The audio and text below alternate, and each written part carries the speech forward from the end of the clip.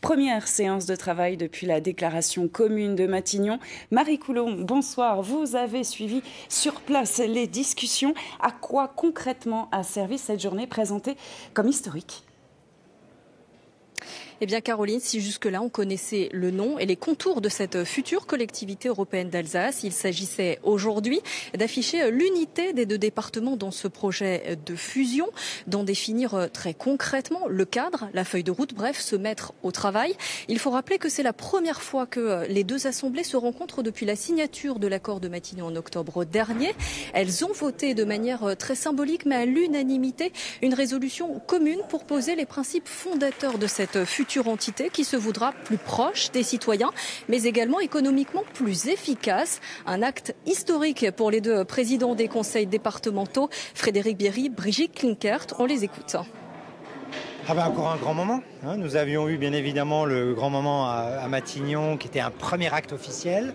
Là, c'était pour nous très important d'échanger avec l'ensemble de nos collègues élus conseillers départementaux pour partager, pour les écouter aussi.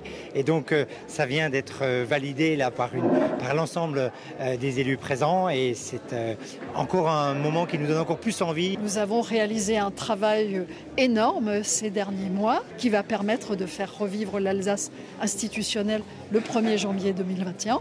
Mais maintenant, ce qu'il va falloir mettre en œuvre, c'est un travail d'une grande ampleur sur l'organisation juridique, financière et l'organisation tout court de cette future collectivité.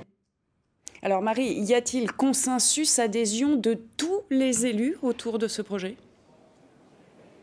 Et non, Caroline, l'enthousiasme des deux élus a quelque peu été douché par le groupe socialiste du conseil départemental du Bas-Rhin qui a claqué la porte des discussions, qui a refusé de participer à ce vote, même symbolique. L'ancien député Eric Alcoubi a eu des mots très durs. Il parlait d'une opération d'enfumage, une mascarade. On l'écoute. C'est une réunion de bonne intention, c'est une réunion de deux départements, mais il ne peut pas y avoir de vote parce que juridiquement il n'est pas possible. Et par conséquent, oui, je considère aujourd'hui qu'il s'agit d'une mascarade, qu'il s'agit simplement d'une opération de communication pour faire croire que l'Alsace va renaître.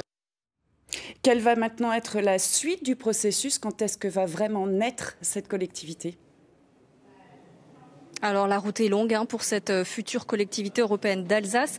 La délibération votée symboliquement aujourd'hui devra l'être officiellement dans les deux départements avant la fin de l'année. Elle servira de base à un projet de décret soumis au Conseil d'État en 2019. Viendra ensuite un projet de loi déposé devant le Parlement au maximum en 2020. Il faut rappeler que ce super département devra voir le jour impérativement début 2021.